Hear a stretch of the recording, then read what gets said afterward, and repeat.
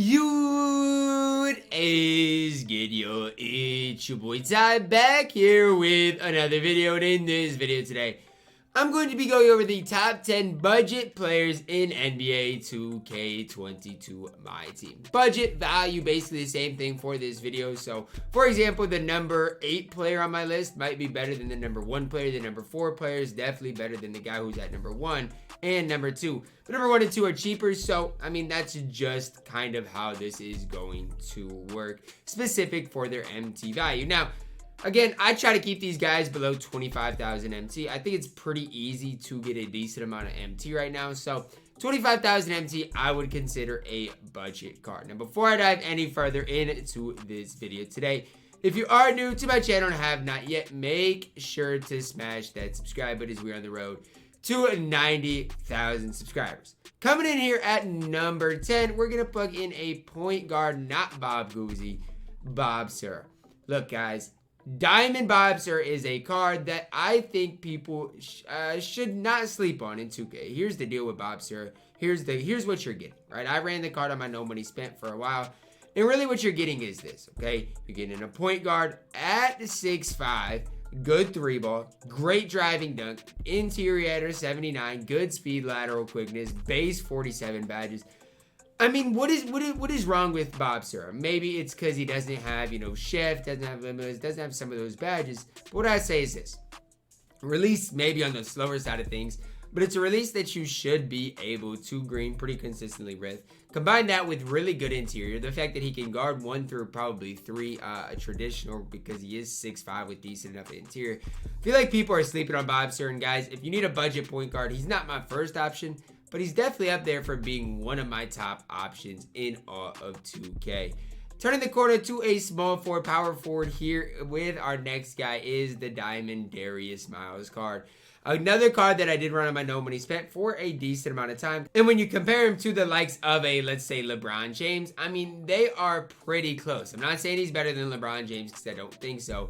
But stat and badge wise, I think he's just like that right level below, right, where he's got a decent release. He's gonna compete well on both ends of the court. I'm not gonna sit here up here and say he's better than LeBron, but I think for his value, he is really extremely solid. Next up, another small forward, power forward. This one we're gonna have to spend a little more MT on.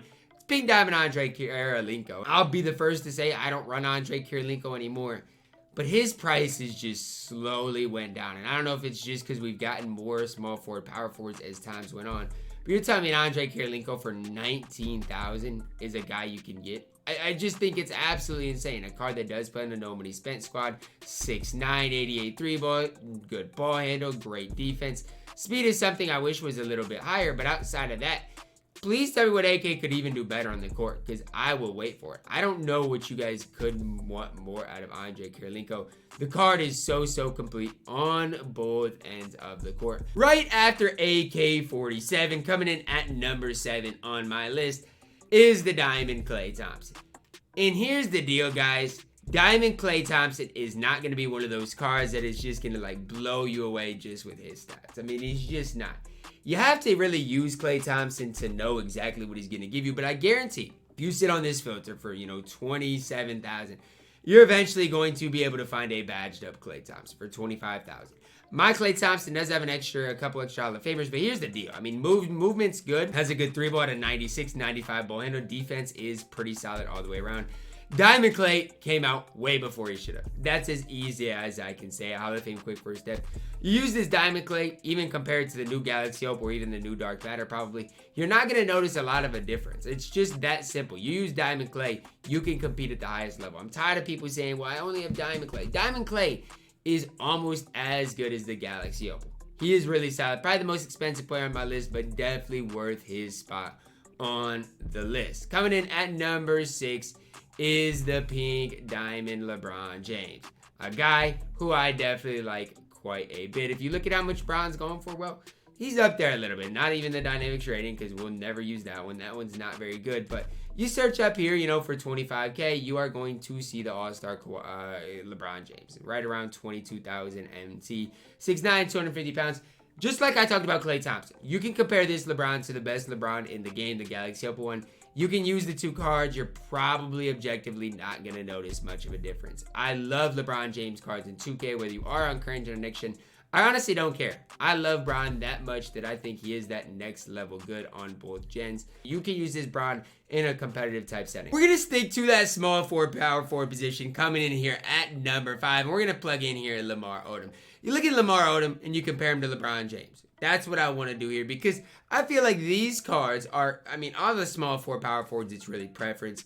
Look at these two. I mean, basically the same three. Well, defense is pretty similar. Bron just a little bit faster. Lamar Odom's going to just do a little bit of stuff better, like rebounding as far as block, steal, interior.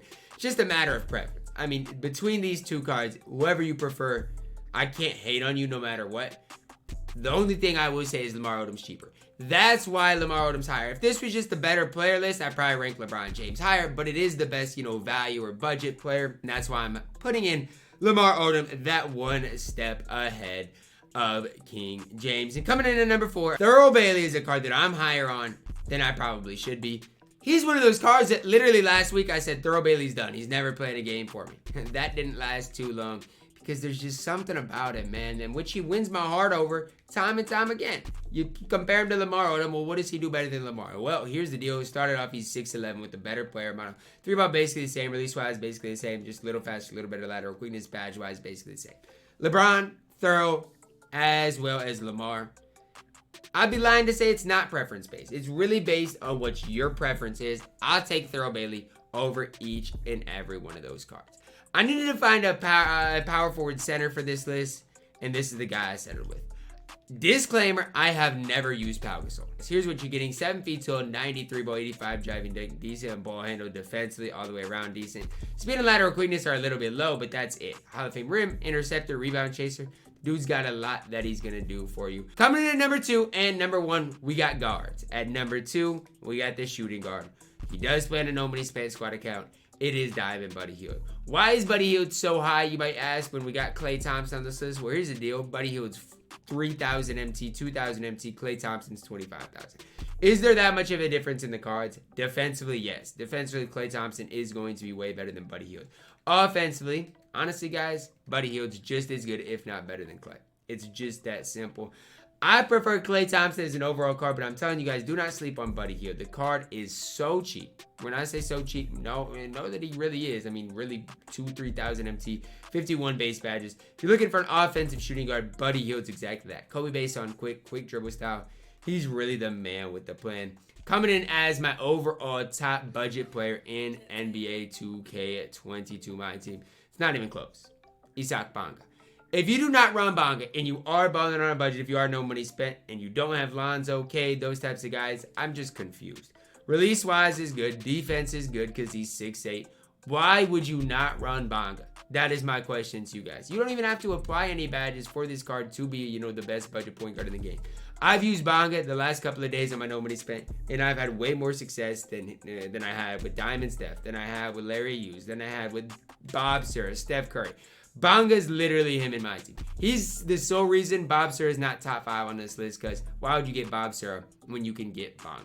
That's going to wrap it up for my top 10 budget players in NBA 2K22 MyTEAM.